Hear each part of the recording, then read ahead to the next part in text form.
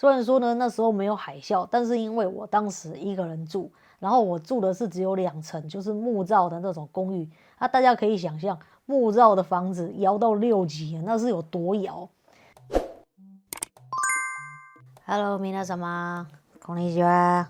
，KT です。今天呢，我们又不拍日常跟旅游啦，因为日币汇率呢，在这个月又创下了新低，所以想必呢，目前大家呢，应该也是一窝蜂的要跑来日本玩。而现在呢，拿日币呢要换台币回台湾呢，真的是会想哭的那种。那反正今天要谈的主题呢，其实也是我们频道呢之前已经谈过 N 次的，只是呢，因为最近呢又发生的有点频繁，所以呢，还是请大家来日本玩的时候要注意一下啦。而是什么嘞？那就是地震啦。而日本官方呢已经证实呢，在这30年内呢，再度会发生2个巨大的地震，而几率呢大概有7到40%左右。而估计损失呢跟伤亡呢都将超过这个311地震灾害，而其中一个可能大家都有听过，那就是这个南海海潮地震，而另外一个呢则是呢我待的这个北海道这边的千岛海沟地震，而据说呢东南边呢沿岸的这个最高海啸高度呢将达到26.5公尺。虽然有点不想面对现实，也非常的不是在危言耸听，但呢，这就是日本官方已经证实的事情。因为这个呢，所以今年呢，其实我也是有点不太敢到北海道东边呢，特别这个靠海的地方。虽然说我是真的非常想去啦，而且生死呢，其实就是一条命，谁知道呢？大家看我身后这个东西。像这个呢，是我们家呢，就是目前呢，也就是已经准备好的这个防灾用的这个暖炉。它这个呢是放这个干式电池呢，跟这个煤油进去呢就可以使用的暖炉。所以说呢，它这个是不用接电，就是停电的时候可以使用的。另外呢，像我去大创啊，大创他们也有卖一些这种防灾小物，我就买了一个这个是 Emergency Blanket， 它呢就是这种面积很小，然后它就是携带方便。这个呢，像我这外出的时候呢，我就会放在包包里面。它呢，就是一个很小的这种紧急用的这种防灾的这种保温毯。不过呢，日本防灾小物呢，真的是五花八门。之前我们也都有拍片介绍过。然后呢，网络呢，甚至有卖那种一整个 set 的那种背包。而它就是有所有呢可能需要的那种防灾东西，它都放在背包里那样子卖。而建议大家呢，之后如果来旅游自驾，视情况的话，也可以多带一件毛毯，然后放在你的包包里，或是去百元店逛逛之类的。然后有人建议呢，带哨子呢也是不错的 idea。然后来旅游的时候也要注意啦，就是有加保一些保险。像我最近就是刚更新了我车子在日本这边的这个任意保险，而这次我就是换了一家公司，然后就是包括了有这个地震啊、天灾，还有海啸，这个车子全损的这个赔偿。好，我们来看一下新闻。像日本啊，大家也知道，日本整个就是火山岛，这个火山非常多，而且它又是4个板块的这个交界，所以它本来就是地震很频繁的地方，真的是隔几天呢我就一小震，或者隔几个月我就一大震之类的。而从上个月到这个月，震度4以上呢，就发生了快20次。而这个月呢，在千岁附近呢，也有震度达到5弱等级的地震。而学者表示呢，目前呢，看这样子的发展，这个 M9 级以上的千岛海沟地震呢，什么时候发生呢，都不意外。而为什么我总是这么频繁啰嗦的，就是拍有关地震的影片呢？其实呢，这要聊到就是我本身其实在日本也经历过可怕的地震，不知道大家有没有印象？就是在2018 9月的时候，在北海道这边就发生了胆震东部大地震啊。那时候呢，是我第一次来到北海道这边工作，然后当时我就是住在千岁附近，然后那时候摇到6级呢，我到现在都还是非常印象深刻。虽然说呢那时候没有海啸，但是因为我当时一个人住，然后我住的是只有2层，就是木造的那种公寓。大家可以想象木造的房子摇到6级，那是有多摇。听说木造的房子呢，它是可以比较耐震，但是摇起来的话，我是觉得比水泥还摇吧，它整个就是365度，就是感觉哇，就是感觉你房子快要被炸飞的那种感觉。重点是他那时候地震是半夜3点多来，而我普通呢就是睡得非常死的人，但由于摇的实在太大了，我当场就直接吓醒，就是很像世界末日那种。然后他一摇完就马上停电啊，然后他不是只有摇一次，他是分很多次摇，然后余震就是超级多。然后可能因为木造的房屋啊比较耐震还是怎样，但是幸好我住的公寓没什么事，但就是摇到你好像觉得就快塌掉那种感觉。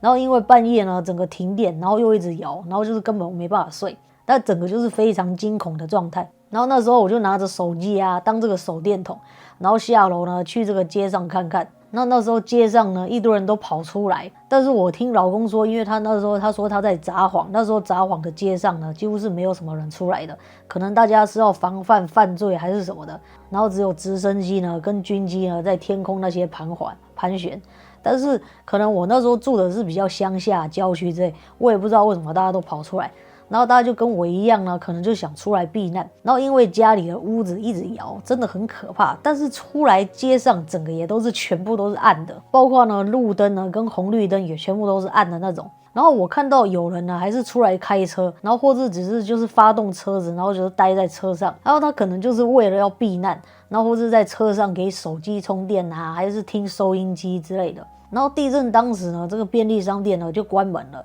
但是有一些呢还是继续营业，但是都已经停电了。然后我印象深刻的是，那时候就是我住的地方的一个超市，然后那个隔天那个超市呢，它的卖场就是关门，但是它就是在门口摆了好几箱，就是感觉就是比较紧急的物资，像水啊、面包、干粮、水果，然后它一个都是卖100日元，然后每个人限购这样子。所以说日本的话，我感觉就是他们发生一些天灾的时候，他们还是比较有秩序的，就算发生灾害，大家也不会趁火打劫，然后有一些商店也会很佛心这样。然后那时候发生大地震，那第二天呢还是一直停电，然后我就超级害怕，因为我不想要一个人呢在停电的那个公寓睡，而且呢早上呢还是一直有余震，然后我就打电话给工作的地方，因为当时呢其实我是在机场工作，然后新千岁机场那时候听说也是一团乱，然后就是有一些稍微毁损，然后也暂时关闭。然后不知道当时刚好有没有人来到北海道玩，大家就记得那时候的情况。那时候机场呢几乎就是关闭了快2天左右。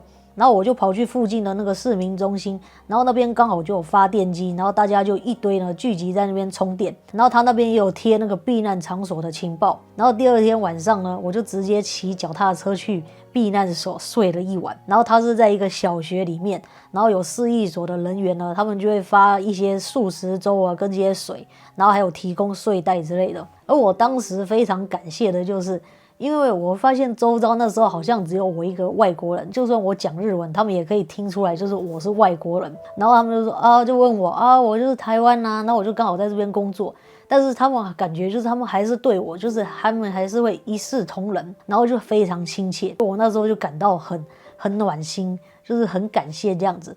然后我那时候就在避难所跟大家睡了一晚。然后当时呢，我就看到呢，日本人呢，在这个灾害之中呢，他们大多呢还是非常冷静，就是令我觉得很佩服。虽然呢，我也有跟一个日本女生聊到，然后她刚好是北海道人，但是她也说她其实很害怕，就是她住在北海道没有遇过这么大的地震。Well， 这就是我在日本经历过的大地震啊。虽然说当时呢是没有海啸的地震，但是我就已经觉得已经非常恐怖了。那时候呢，还有一些地方呢有这个严重的山崩，而接下来可能发生的大地震呢，我想可能也是真的令人难以想象。就是可能发生的时候根本就没办法像我现在还这么悠闲在那边讲地震，有没有？而我参考了一些新闻呢，跟官方呢，还有我自己建议大家的做法呢。第一个呢，当然就是手机呢要下载一下呢这个灾害天气 App。